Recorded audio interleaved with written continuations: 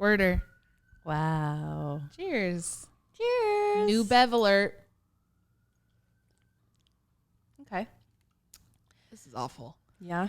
Yeah. This is like watered down. You just give it a go. You're going to like that probably, though. That's like...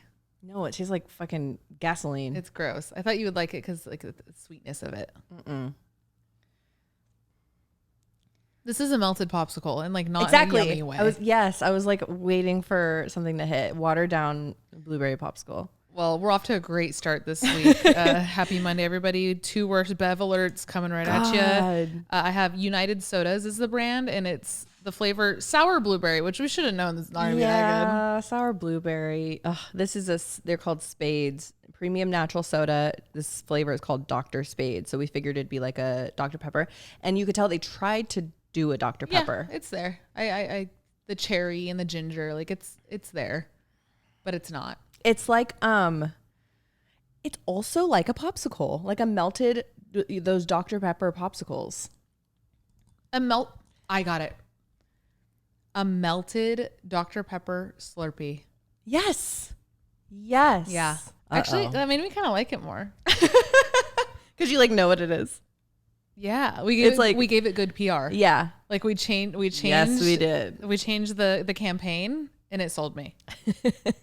Well, happy Monday, guys! If you're on visual, you're somewhere new. Hint, hint. You're in my new apartment, and we're together. It feels so much better. I feel like the slight delay that we have when we record over the internet. Yeah. We feel it. Yeah. Like it works, but like, I don't know. Do you guys notice a little bit of a difference in our chemistry when we're I would like FaceTime? To know. It was an adjustment at first. It was an adjustment. I feel a lot better I was now. Actually really surprised by the lack of comments as far as like the chemistry part. Because I thought it would be like, oh my God, you guys suck over Zoom. Yeah. So, let us know. But it's not going to change anything because we're let us know, but keep yourself because we live in different cities. No, we're slowly rolling out the kinks, ironing out the kinks, as you guys know. But yeah, we're sitting on Alex's new couch. Couch story. We went to go look at couches yesterday. We hit Living Spaces, Bob's Discounts, all up in the valley, Ashley Furniture. And the ones that were speaking to me were literally like $6,000. So I was like, can't do that. I don't want to do that. No. I have been like perusing Facebook Marketplace for a minute, and I saw this listing last night, and it's from a staging company in LA. So he just buys couches, stages them in. He does. The guy told me when I was out there. He does commercials, entertainment, set design. Okay. So it's that kind of staging. It's not real estate. Got it. Yeah. It's that kind of staging, and then he just sells the couches. And you guys, I got this couch. It's a Cloud Couch dupe. They're all custom made, so it's not like a specific brand. So you guys can't get it. Yeah. Sorry, one of a kind. It's literally in pristine condition. It was only ever used for staging, so like no one owned it or sat on it in their home. We flipped up the cushions, and like spotless. There's not even a hair. There's not even a piece of lint. Like these are sat on for 1 second, and that's it. Nobody's like farting in these. No, I'm gonna be the first farter. There's nobody's had like a hungover. I have farted, but there's like there hasn't been like a hungover gross slop day person. God bless. Yeah. And I even told myself, like, Facebook Marketplace, I was looking at leather couches because I feel like they're significantly easier to clean. Yeah. And I just told myself, that's why I was kind of like not even looking at the cloth couches, but this one really stood out to me because of the price. And this guy had, I want to say like over 200 reviews and 4.7 stars. So I was like, alone, I could trust it. Because usually a couch at the price that I saw, that's automatically a scam. Yep. So I saw the reviews and I was like, all right, let me just, try it out. Turned out great. They literally delivered it to my living room. Brought it in here. Bro delivered it, pulled it up, came up my stairs, put it in here. Yep. The best experience. Yeah. It made me, I was telling Alex, it made me want to like trust Facebook Marketplace a little bit more. I've bought like 2 things in my life off it, and they were great experiences. So I really don't even have like a reason to not trust it other than just that like secondhand. I don't know. I feel like in my head, like our generation thinks of Craigslist. Yes. And Craigslist is a lot more sketchy of a reputation. Definitely. I think that goes without saying. So like when Facebook Marketplace came out, I feel like I'd never fully wrapped my head around it. Yeah. Cause I was jaded from Craigslist. But I mean, she literally found this last night and this morning we have it. Like it makes me want to listen to Facebook Marketplace more. Yeah. I always think like dead ass, I would have seen that same listing, I would have been like, no way. I was scrolled. I was waiting for the like too good to be true, but it's in my living room and I wasn't scammed. Even the guy was speaking so highly of the company. Like it was very legit. Right. And I tried to tip the guy because he lugged it all the way up these stairs and he's like, don't worry. Like we usually don't accept tips. We get paid really well. So I think it's just, they do well in business and they're like, let's just. And he mentioned too, like when they sell it, they just want to get it off their hands. So like, that's also why the price was so good, but they get it made for such a little price that what they're selling, they're still profiting, but like everybody wins. Yep. So sales. I really fucking lucked out with this. It's the so couch. Good. It's so good. It's so comfy. It's huge. It fits in the space perfectly. Yeah.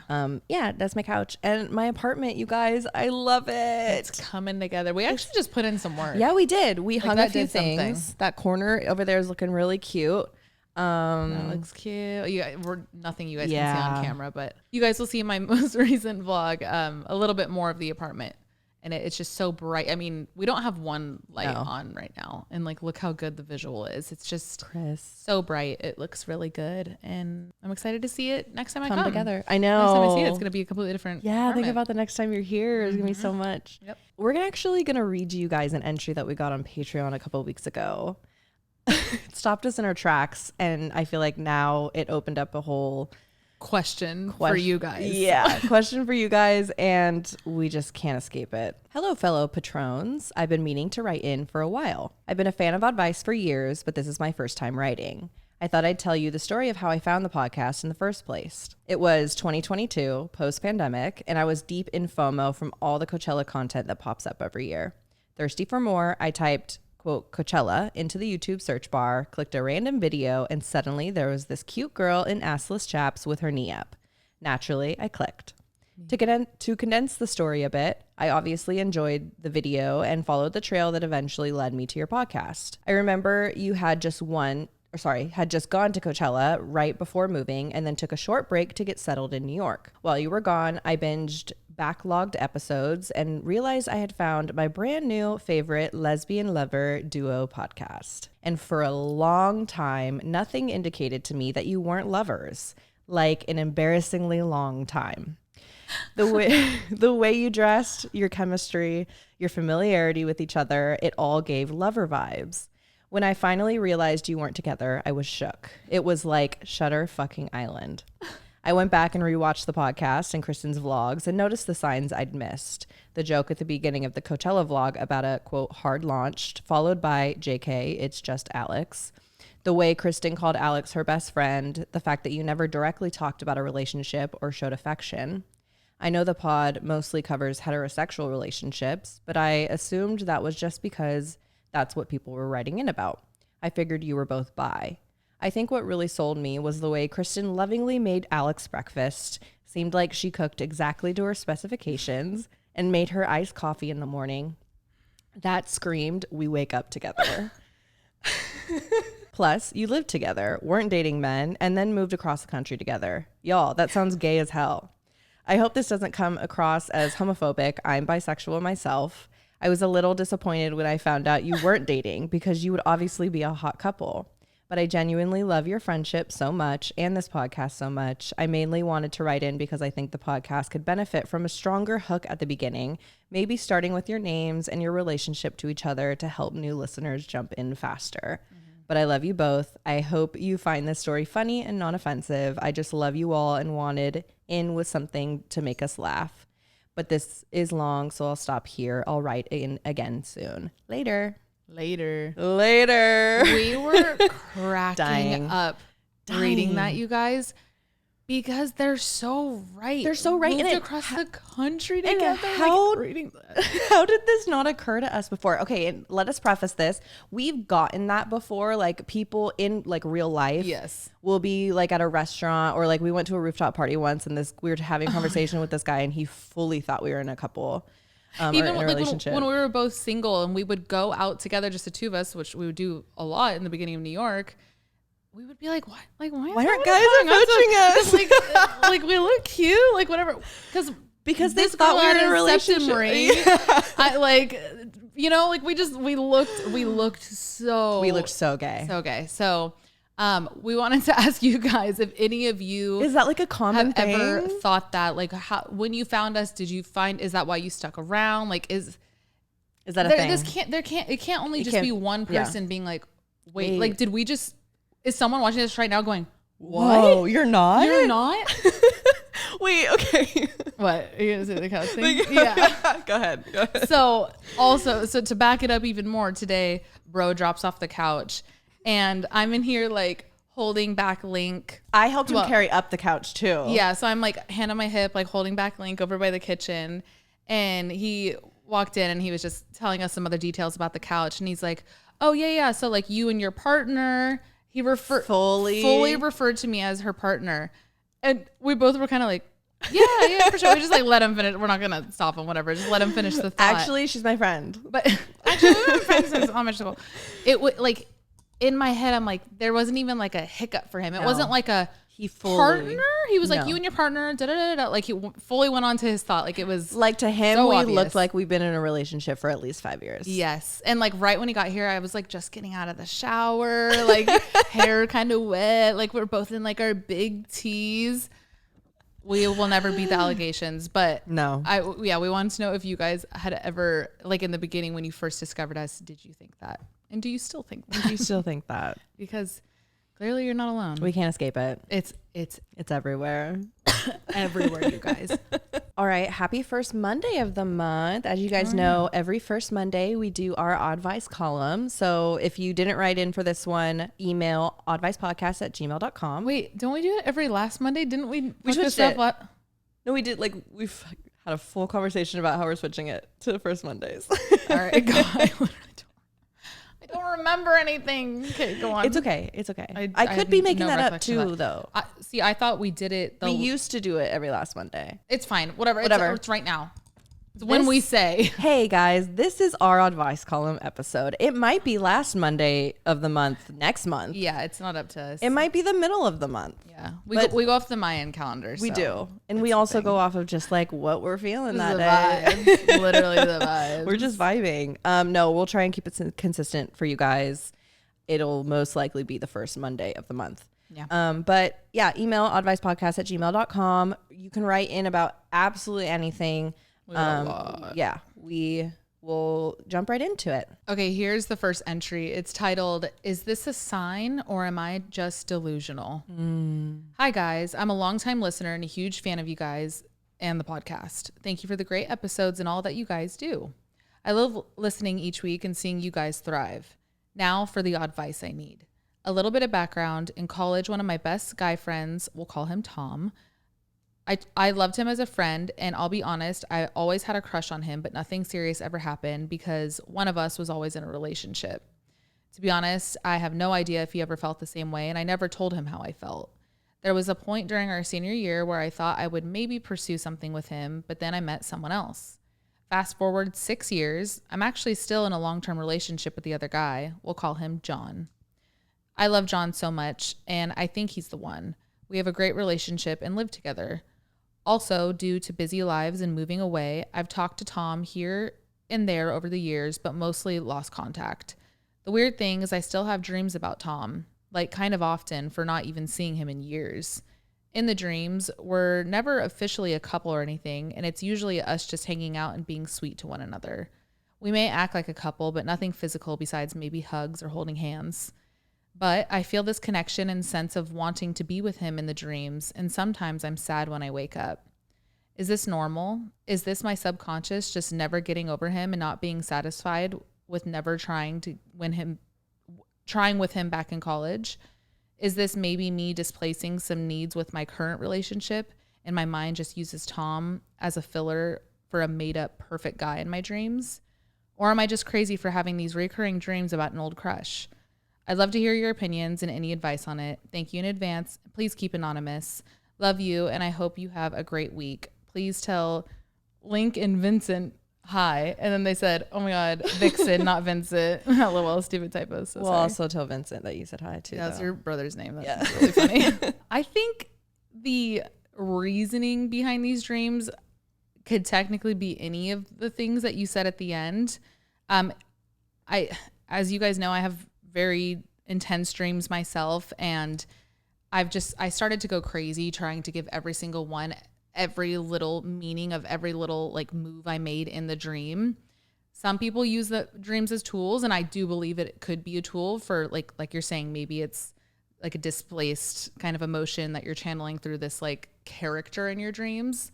But also it could just be because it was someone of your past that left a big question mark and just like a footprint. Like it was someone that you have a heartstring for that can just live like that. Like we were talking about this like a few weeks ago, like in this life, people who you have strong emotions for can just be that and often will be that. Mm-hmm. And it's okay if they just live like that. If you're having these dreams about this person that you've had some type of subconscious like heartstring for, it doesn't mean you need to act on it. Yeah, act on it. Leave your current, go, because it's the love of your life. If that was the case, I think the universe would be putting you in front of Tom a lot more obvious. In real life. Because to be honest, like you guys always being in a relationship, like I think that was the universe trying to like ping pong you guys away from each other if you want to read into it that much. But also I don't know all the context. Anyway, the dreams thing. Short answer, I don't think it's anything. Yeah. I think it's just dream. Like I have dreams about people of my past all the time. We were just talking about one of the time your dreams, and you were like, I even had this dream of this one person who literally, I don't really like, kind of made it like a small blip of my life, like for like 2 minutes. I was gonna say like a month tops. And like I don't talk to this person at all, but they were in my dream last night, like really intensely. And right, it's just like it's just your brain doing things. Yeah, I wouldn't read too much into it. You'll drive yourself crazy if you do. Yeah. But is your want to read into it, your want to like place explore meaning. Another emotion, because then that is maybe worth reading into. That's what I'm saying, where dreams can be a tool if you want. Right. But I don't think you have to like exhaust yourself trying to place a meaning if it's not coming naturally. Or like take it, like follow it so literally. Exactly. Yeah. Okay, here's the next one. It's called The Weed Man, anonymous. Girls, I feel like it's been a whirlwind of months since I broke up with my ex-boyfriend. I deceived to get back out there and decided. I decided to get back out there and start seeing people back in November of 2025. I got on Tinder and Hinge just to check it out and immediately deleted the app. Sorry for my vulgarity, but fuck that. I felt like cattle, selling myself to the highest bidder. I talked to a few men and even found myself in a friends with benefits situation with someone who we will call Peter Parker. Spider-Man. The story is just funny, so I will share. So the first night I go to hang out with Peter Parker, I really was looking for, quote, the one. I wanted fun, and I wanted to feel like someone wanted me after becoming a shell of a human being after my ex. We talked about everything under the sun, even found ourselves ranting and raving about politics, something we both agreed upon. I felt safe. I was having a great time until this man puts a song in the Spotify queue and tells me he's going downstairs. I was confused but intrigued about what was about to happen. Well, I wasn't expecting this grown man to walk up, hands on hips, in a full-on Spider-Man costume. I quite literally didn't know if I should propose to him or leave in that moment. Keep the suit on, smash. I laughed and he came over and hugged me in the suit. The ick I felt. I don't know why, because I love Spider-Man, but something about that just, I don't even know. It was odd. Anyway, he goes back and tries to take it off, but couldn't get the zipper undone. So he came back upstairs and had me do it. Oh no. He said I, in fact, still slept with him. 4 times. Shit. 4 times. Anyway, I officially have removed this man from my life because I don't want to sleep with someone I don't see going anywhere. And he made it very clear it would never. I was okay with this arrangement, by the way. Yeah. To the point of this email, I'm finding it hard to block someone I know cares even less about me than Peter Parker. In December, I went to a new dispensary. I was like, Kristen knows. Yeah, she's like, Kristen smokes. Okay. It was so nice, and the people were unbelievably kind, and I thought one of the guys there was just the cutest.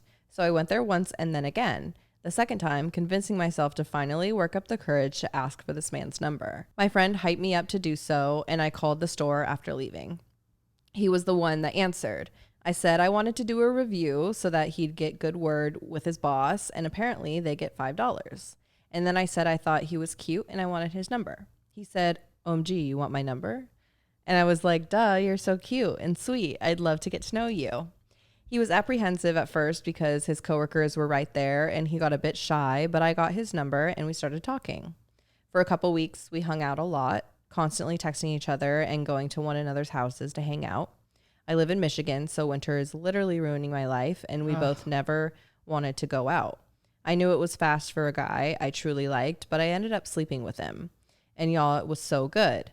He was so sweet and perfect, and then not so much. After we slept together like 3 times, there was a switch. He didn't want to kiss me, but he still wanted to hang out. He said it was a little early for me to be demanding kisses. Oh, no. After you've already had sex? After you've literally had sex. I'm a very affectionate person, and I don't know, when we slept together, he didn't think it was weird to kiss, so... And then he slowly starts to not want to hang out, and he says one time that he wishes we would have slowed down and it was early on to be sleeping together.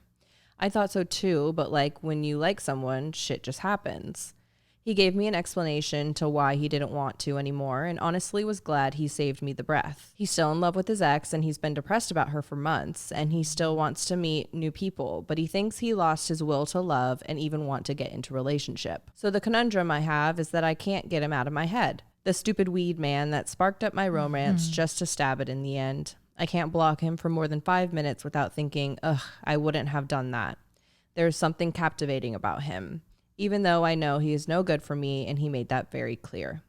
If you read this, thank you, and any advice is appreciated, even if you have to be mean to me. With so much love, Anonymous. Okay, well, we're not going to be mean to you because... I was going to say something kind of mean. What? I was going to say, is he captivating because he's unavailable? Yeah, no, that's not mean. Unfortunately, so many people are put in these scenarios where they're drawn in by these guys who are quote unquote available and friendly and nice and comforting and make you feel safe, and then they switch. And that's just like such a common pattern. So I don't want you to beat yourself up over it. I just want you to know that like your feelings are exactly a symptom of how he's played this game, unfortunately. So like I don't want you to think that like this is a reflection of you, or no. This is just like, oh, I opened up to him and like he left me hanging. Which yes, that happened, but like not. It's not because you opened up. Exactly. It's not so like vulnerable. It's quite literally he just like played a game. Yeah. And you were just in the line of fire. I'm sorry. No, it's true. And like, it's not because you opened up. It's because he wasn't able to receive, whether it was you or the next person who opened up, anyone. He just wasn't able to like receive that type of vulnerability for his own reasons. That could be a whole other podcast. Like it's hard to not take things personal like this when it comes to like shitty dating ends, but we're really all out here a lot more wrapped up in our own habits and emotions. Yeah. Like I truly even think the most like fucked up fuck boy player in the world, it is still because of himself. And like, absolutely. It's easier to say that than to actually like accept that when you've been really hurt by one. But if you really strip it down, it's not because of, oh, I wanted to do this to Alex, just Alex, fuck Alex. It's not to the one person. They're doing it to any vessel. You just so happen to be the one that was next So up. you couldn't have, sucks. yeah, and you couldn't have done anything different. You Yeah. couldn't have like played it right. Like even hearing the, oh, I wish I would have, you know, taken my time, or, you know, him even expressing that, I don't think that would have changed anything. Bro Yeah, said that feels like an excuse. Yeah, it's an excuse, and I think that was him trying to like backtrack. I think Especially because now we know he's also in love with the ex. Right. It's an excuse. Yeah. If there was nobody else there and it was more so just him being like, shit, What I'm went kinda, wrong? like a little cold feet or whatever. Yep. Like that's different. But for you to have that insight too, like no. He felt it went Yeah. fast because he still has feelings for his ex, but it going slower wouldn't eliminate the feelings for his ex. So like bro just needs to be on his own right now. he needs to figure his shit out. Yeah. So the next time someone comes around, I still love the way you moved. You were authentic to yourself. It felt right in the moment and you led with that.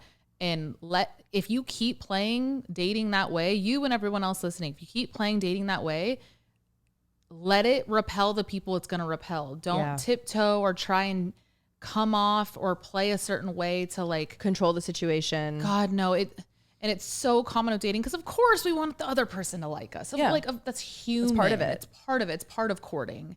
But if you're really like changing the like foundation of your intention in like just for their emotional reaction or not wanting to scare them away or whatever, you're not playing it right. Let it scare the people away, because then it's so much easier to weed them out. Then, you know, if your true self comes out later, they're not going to be surprised by it because you played your true self out the gate. Right. You know? Exactly. It's hard though. So I'm sorry this happened. Your mind's still being wrapped up on it though.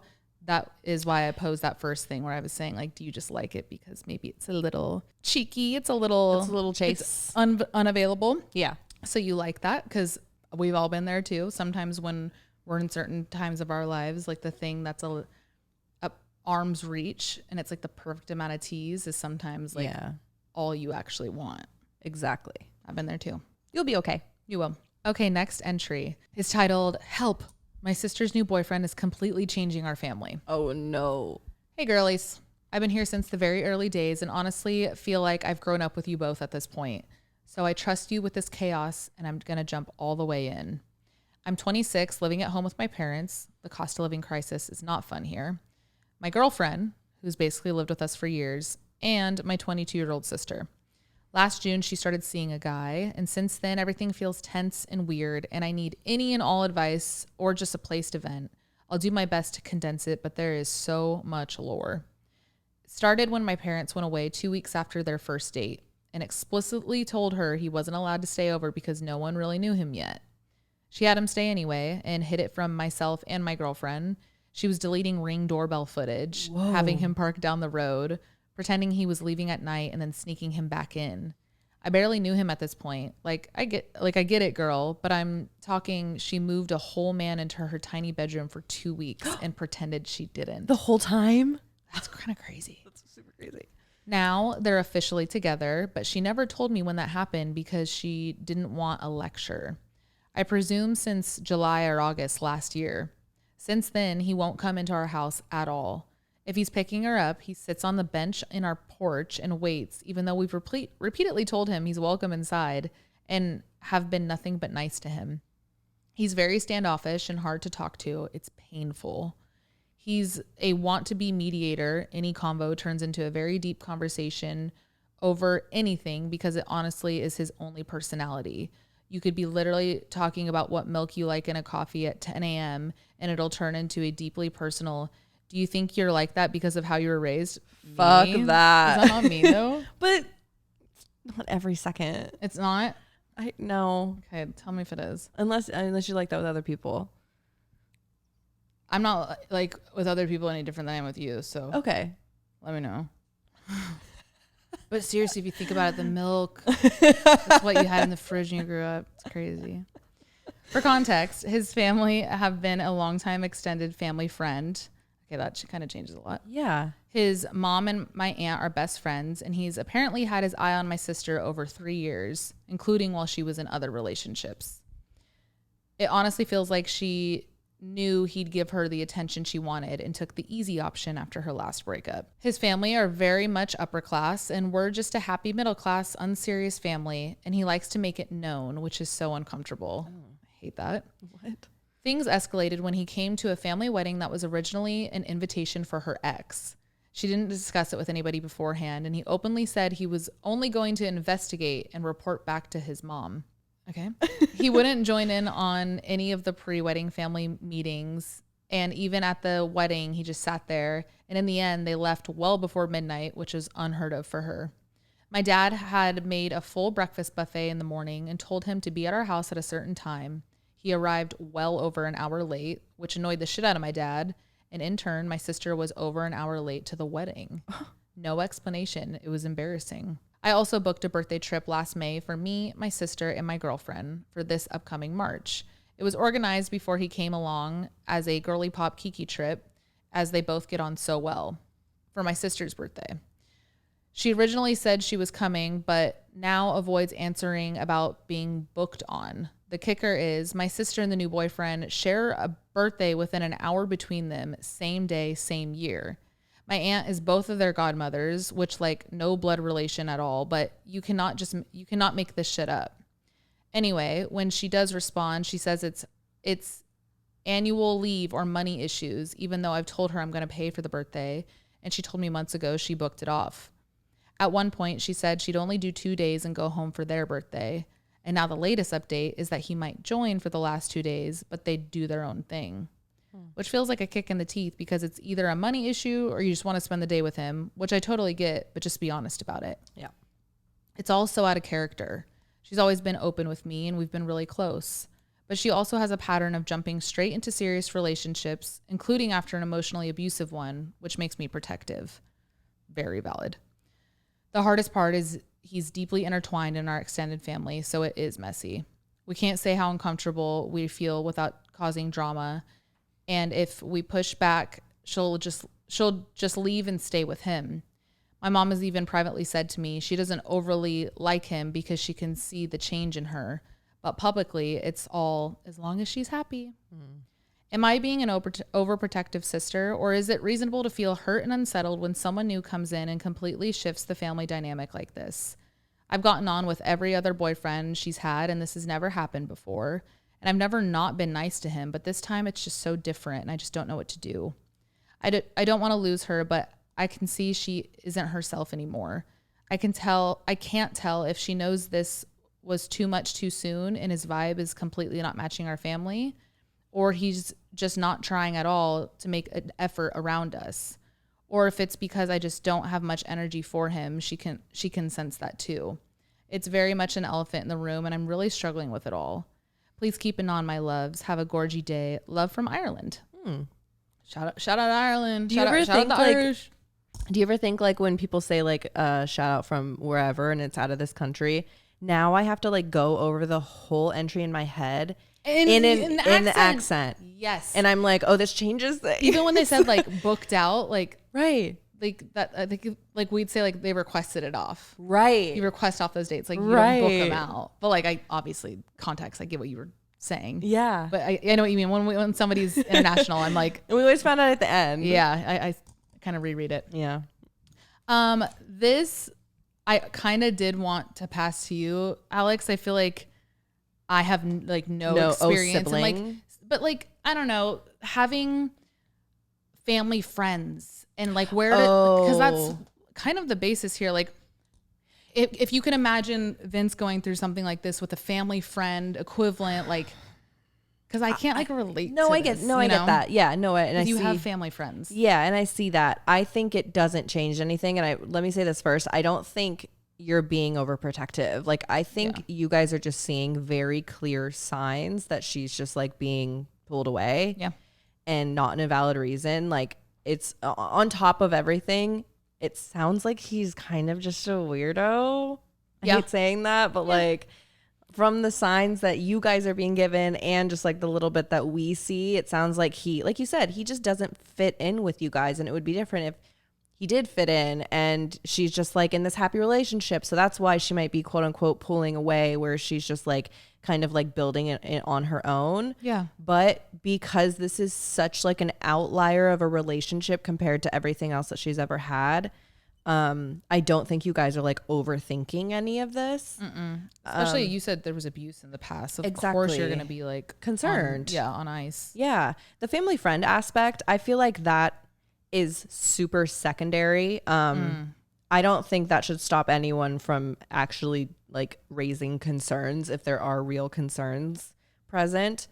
I think like, and you could do it in a kind way. Like, I don't think it has to be this huge blow up between like the aunt and like, you Right, can't don't have to bring everybody into it. Right. Not everyone has to be That's into true. it. I think it could just be like, look, I don't think you guys are a match. And they could even just like remain friends. Like, it doesn't have to be this big like divide in the family now.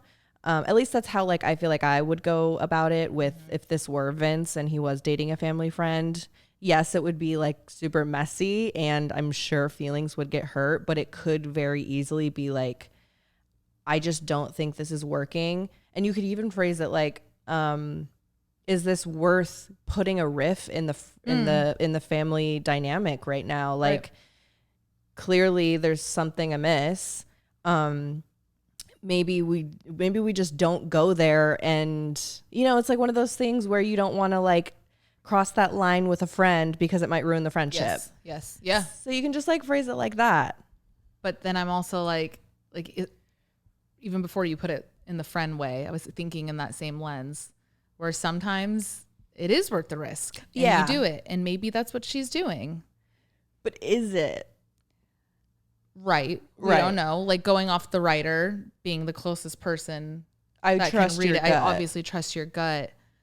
But also, At the end of the day, we just don't know we don't like how what it, relationships make people feel. yeah, we don't know. Yes. Like maybe they are a good match behind closed doors. Here's the thing: if you're getting vibes of like another abusive situation, That's not anything this to is- take lightly. and that's not anything to validate, Yeah. like at all. Obviously, that goes without saying. But what I'm thinking is, you know, maybe he's not jiving with the general kind of vibe with you and your Right. girl and all that.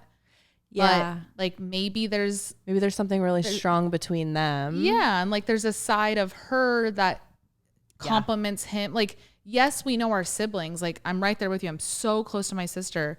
But there are also individuals outside of the sibling dynamic that we will never experience because we are exclusively siblings. Yep. No, that's a good point. So like sometimes you or not sometimes, I think all the time it's good to trust that like your siblings are going to go off and do their own things and start their own families. I'm not saying this is necessarily her forever person, who knows, but you know, maybe assuming it is, there's also an element of kind of new storylines and new dynamics that maybe she's craving. Right. And I know that might be something you will take personal, and I guess I don't mean to make it that, but like I even think about like with my sister, like she got married recently ish, about a year ago, I guess. When did she get married? August. So 8 months. 6 months ago. It literally doesn't matter. Yeah. Recently. I'm like, should we pull up some pictures? Yeah. So Do you guys want to see it? Actually, Kristen we made can a play video. the wedding video. We'll cut that in right here. 13 minutes. But I was saying, like love him, whatever. That's not where this is going. It has nothing to do with Him. Tyler. But what I'm saying is once they started getting together, like Monica's created these like new traditions and new dynamics that have nothing to do with our family. And I also think there's beauty in that. And I guess if you're a closer knit family, maybe there could be some like, wait, what the hell? What about us? Right. We didn't necessarily feel that because we're not that close as a family. But I can imagine that would be another layer on top of a young adult trying to create a new family. Yeah. Like, I say that lightly though, because I'm not saying like they're trying to have kids or some shit, but like No. Just create their own identity Branch. outside of the family. yes, unit. a partner and like Anything. It could be she could have this job that you're like, what the fuck are you doing at this job that's so quote unquote not you? Like maybe they're just trying to find themselves in whatever vessel this might be, job, relationship, friendship, whatever. Sometimes we just have to trust when people tell you that they're happy, that they are happy. Again, the concerns of abuse and, you know, potential harm being done. Intercept. Intercept. Yes. We can't judge that. That's only for you guys to actually like come to conclusion on and judge and like act on. But if it were just a simple like, she's acting different, then maybe she just wants to be acting different. Yeah. Maybe she's just growing. Maybe she is different now. And like, that's in her own. It's so sticky. It is. It's hard. Keep us updated because I feel like this is one that's going to evolve with the relationship. And I am actually quite curious. And I feel like a lot of people probably relate to this in the sibling dynamic in general. Yes. How do you even go about this? And let us know how this kind of develops because we're here for you. My sister's been in a relationship that I didn't support. It was luckily brief in the grand scheme. Yeah. But during it, it did put a lot of bit of a wrench in our friendship. What is my sister? Your sisterhood? Relationship. Yeah. But I did kind of get to a point where I just made sure to always let her know the door's fucking open. And I did kind of have to do the thing that your mom said, as long as she's happy. Yeah.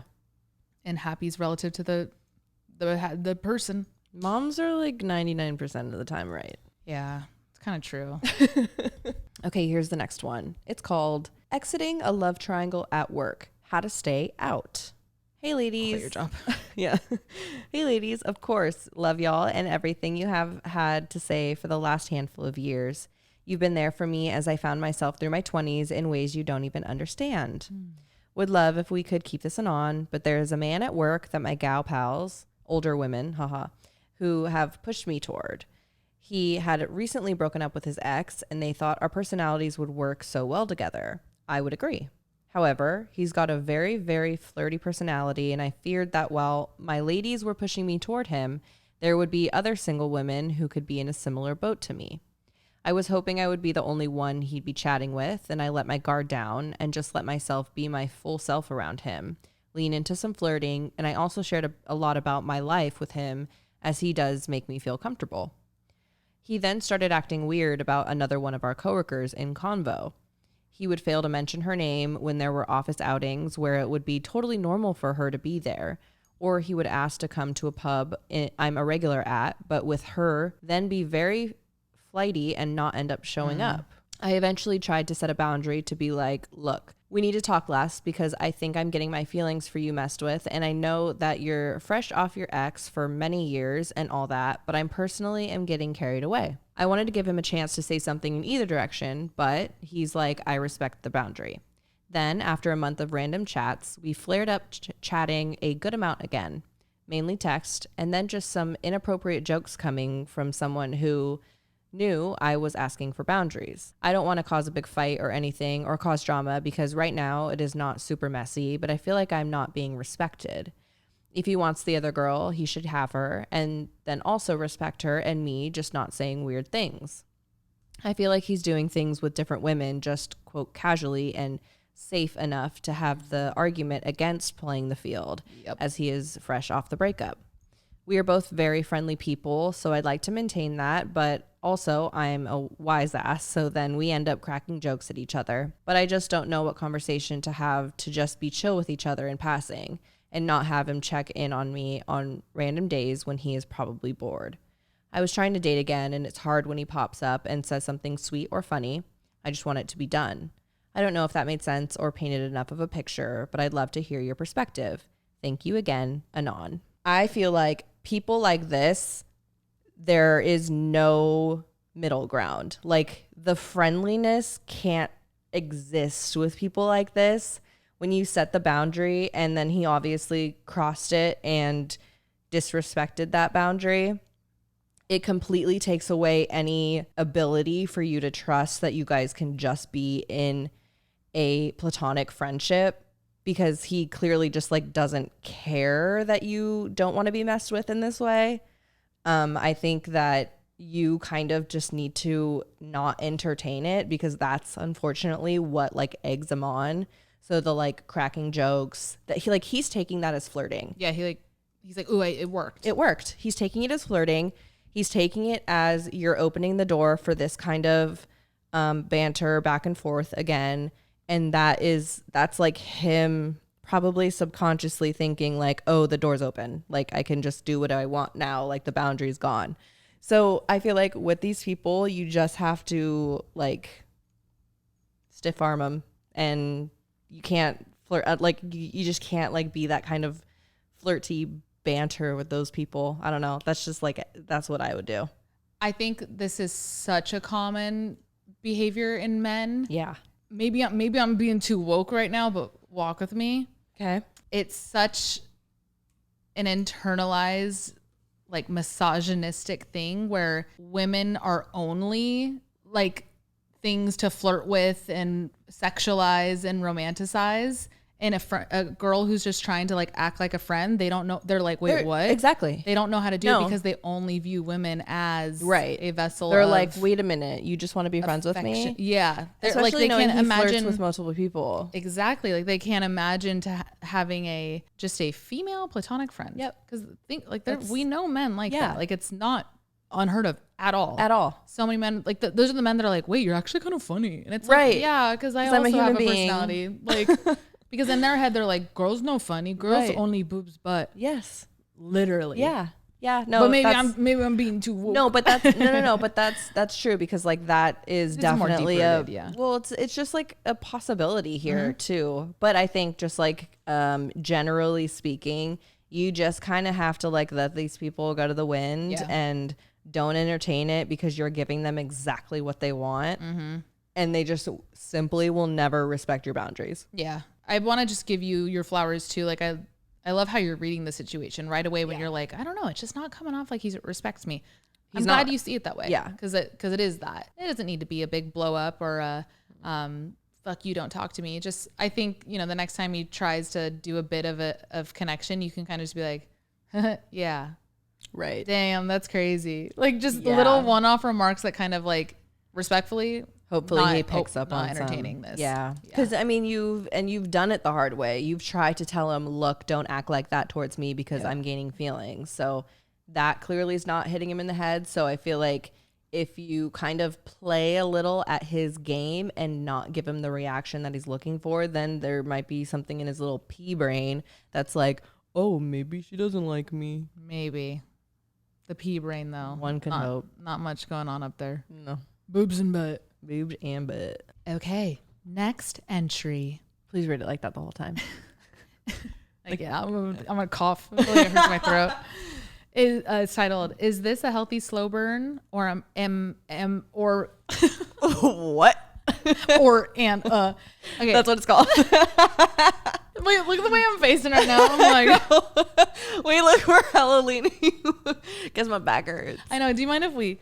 Oh God, yeah, let's just do that. It's the end of the episode. If they're here, they're staying. Okay, right, guys, don't click out. I swear, I'm watching you. It's called, "Is this a healthy slow burn or my anxiety sabotaging it?" Keep anonymous, please. Hee hee. Hi, girls. How do you read hee hees? Actually, not like yeah, that's what it's like. First, I love you guys both so much. I've been watching Kristen seriously since I was 12 or 13 and just continued. This podcast is amazing and helps so many of us walking through life. Thank you both. I need big sister / outside perspective advice because I genuinely cannot tell if this is my intuition or my anxiety. I'm 21, live on my own, pay my own bills, go to the gym, have my own routine in life, and I feel secure in every area. Facts. Until I start liking a guy.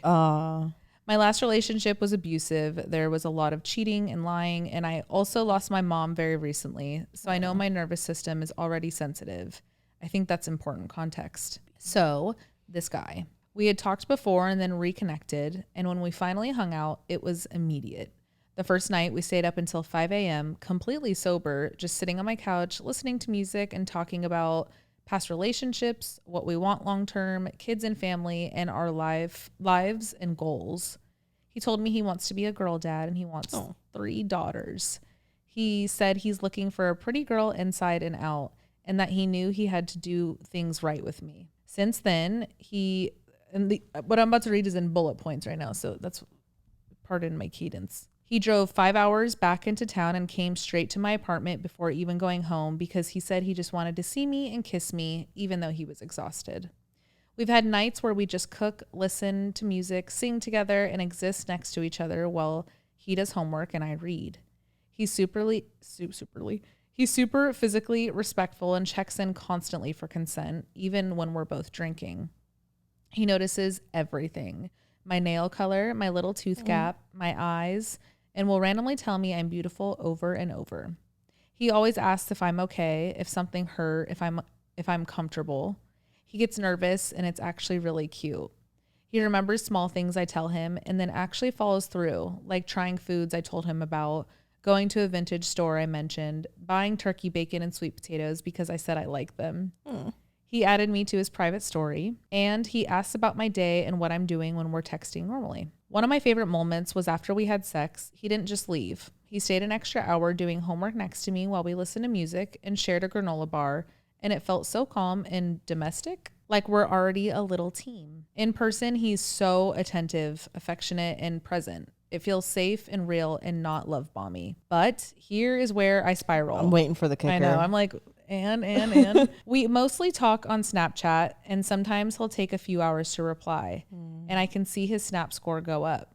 When that happens, my brain goes, he's talking to other girls, he's losing interest, I'm about to get ghosted. Even though the actual facts are, he still texts me first. He responds normally and fast when he does reply. He asks to see me. He says yes when I invite him. Nothing about how he treats me in person has changed. Another layer. I found out through coworkers that he works at the same country club as his ex. They had a miscarriage together in the past, which obviously very heavy, and I completely understand why that's not in casual conversation early on. And they don't follow each other on social media. They have not been together for about 2 or 3 years. So now my brain is like, shouldn't he have told me that if he's serious about me? But the rational side of me is like, that's a very deep thing to bring up early. Also, communication wise, in the very beginning, he would say good night and good morning more. And now it's more just normal snapping and texting. But he's also back in school, working and dealing with a heavy schedule. So my questions. From the outside, does this sound like a guy who genuinely likes me and is moving at a healthy, normal pace? Is this what secure early dating looks like and I'm just not used to it being calm? Is inconsistent response timing normal even when the interest is real? Should I bring up the working with his ex thing at some point or wait until we're more defined? How do I stop letting Snapchat activity dictate my self-worth and mood? Because when we're together, it feels safe, intentional, affectionate, calm, and like he actually sees me. And I really, really like him. I just don't know how to allow something healthy without my brain trying to protect me by assuming it's about to disappear. Please tell me if this is my intuition or my trauma response. Love you girls so much. Oh, are we thinking the same thing? Yeah, go ahead. I think this might be a trauma response. Yeah. I think that you have to kind of just release the little claws that you have around these little nitpick. I'm not want to call you nitpicky because you're just like picking up on things and very valid, but the kind of spiraling that's happening over these little things, I fear will, and I'm not saying he's the one, but whoa, that scared me. Kristen dropped her phone. Sorry. I fear that this kind and type of spiraling could hinder you with anybody. So like the timing of the Snapchat thing, I don't know if you're on visual, but I was literally like nodding my head as you were going down the list. The timing with the Snapchat thing, like life happens and people aren't consistent every single day and they won't be consistent every single day. And like the good mornings and good nights, I fear are just like, I mean, I'm sure there are people out there that do that all the time, but I feel like that's part of just like early dating too. Like when you get kind of comfy with someone, you don't really feel the need to like good morning and good night every day consistently, unless that's like your type of person or that's who you are rather. But I wouldn't hold that kind of like standard as like an everyday thing. He stopped doing it. He doesn't like me anymore. Yeah. It doesn't have that much weight. No, it doesn't.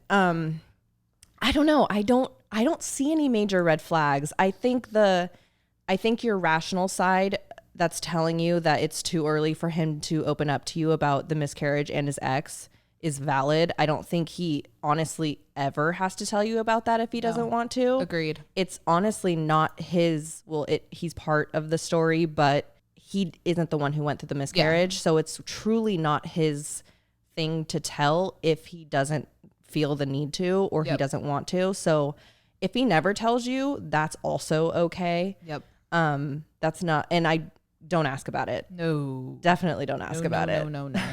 That's not, honestly, it's none of your business. Yeah.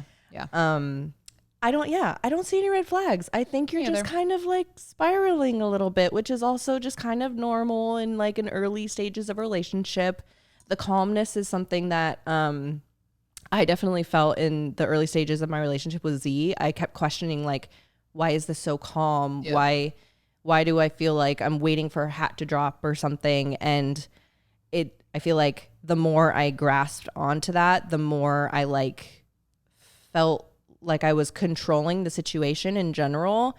And then the second you let just like things happen where they will happen, then you're just like even more so okay with any direction that it ends up going. Like I don't want you to expectations. Yeah, you're not holding expectations. I don't want you to think that we're sitting here telling you, trust this guy, he's going to be the love of your life, because there's also a chance that, you know, he might do you dirty, or he's not going to turn out to be the guy that he's been, you know, telling you that he is. But there's also just like a part of these things where you have to just trust and you have to just like release the control, because that kind of control often does more damage. It does more damage than good. Always does more damage than good. I actually don't know a situation where it would be better. Right.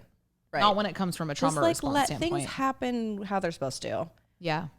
I honestly, I'm sitting here nodding to what Alex is saying because I feel like I need to hear half of it too. I feel you on the like constant psychoanalyzing of like, am I doing this right? Is this healthy? Is this like just over analyzing dating when you have built from old trauma responses? You want to just so badly make sure you never go back into those things.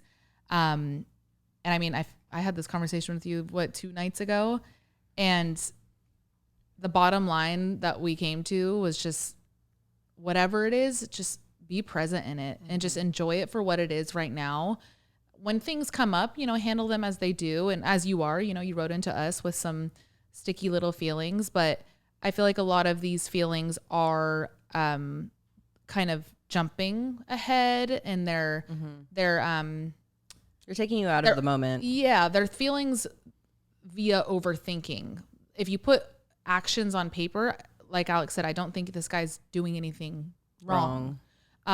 So yeah, I feel you on that, but I think maybe what we both need to hear right now is just enjoy it while it's in front of you, because anything can happen tomorrow. Not even just, oh, like it doesn't work out. Like this planet can burst into flames tomorrow. Like just enjoy it, keep yourself safe, communicate as things come, and just like cross that bridge when you get there, I guess is what I'm trying to say. Yeah.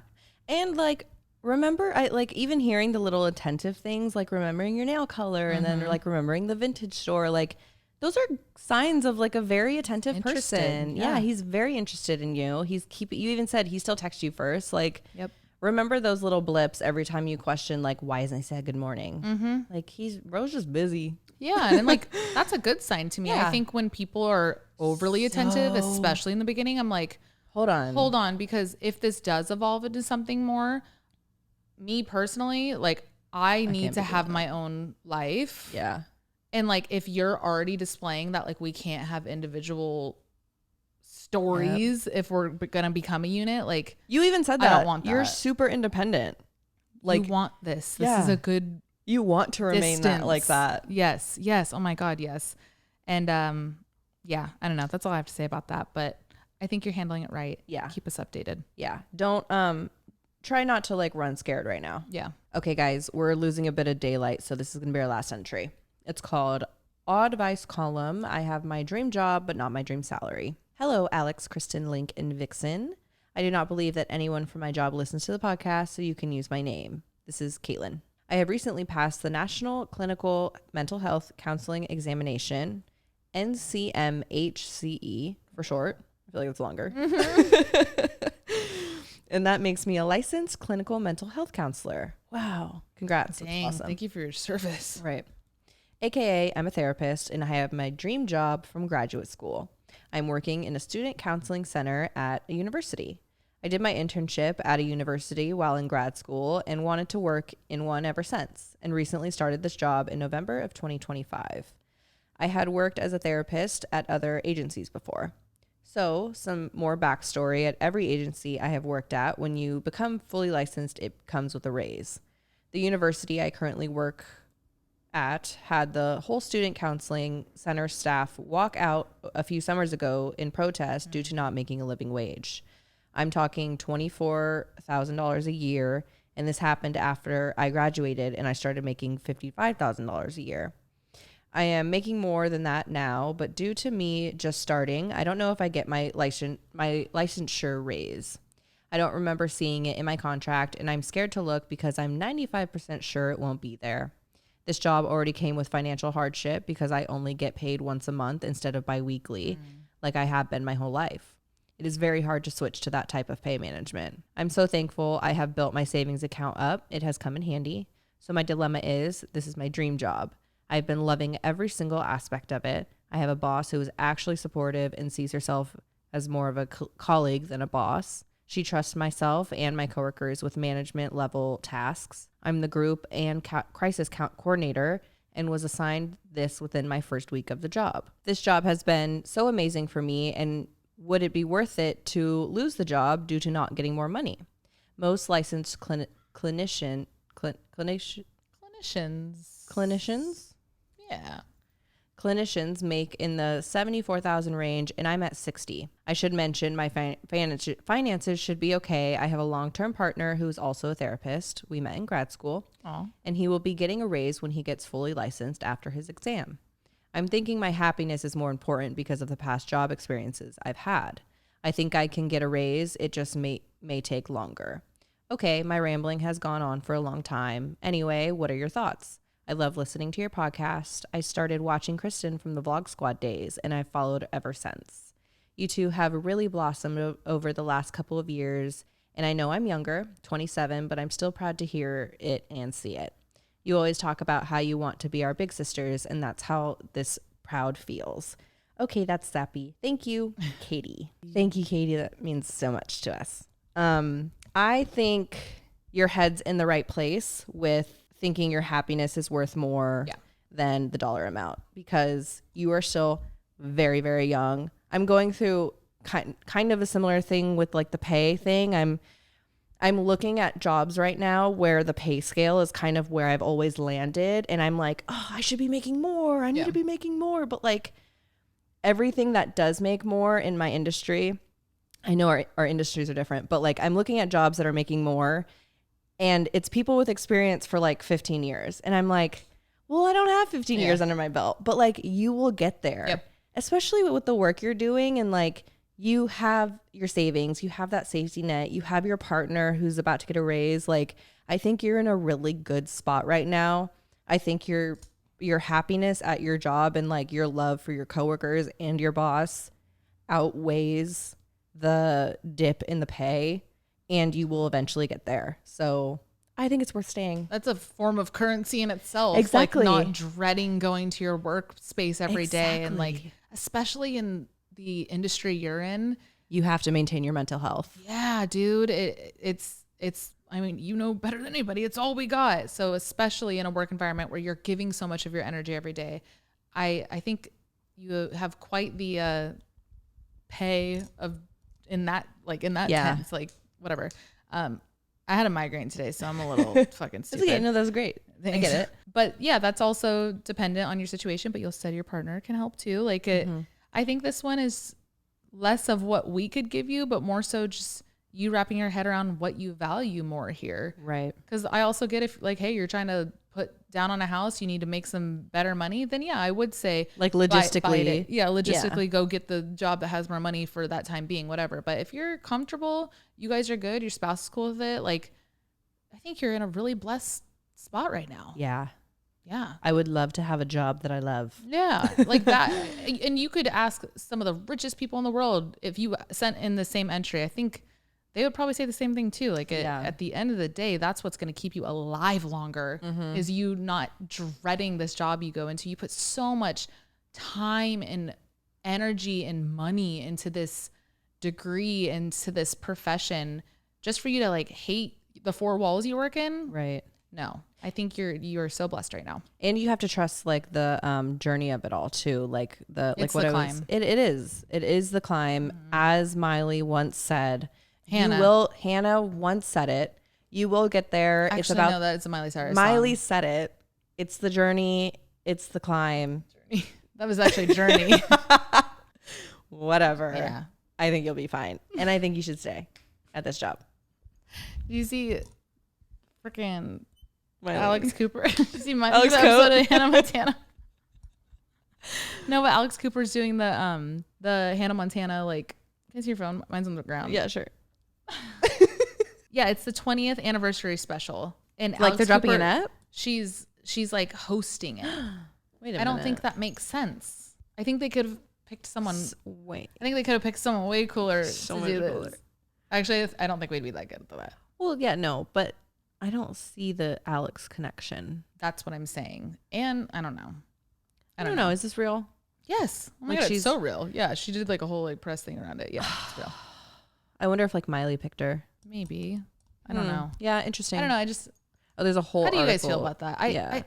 And it's purely just coming from a place of, and I've always said this. I don't like how Alex Cooper interviews. I don't.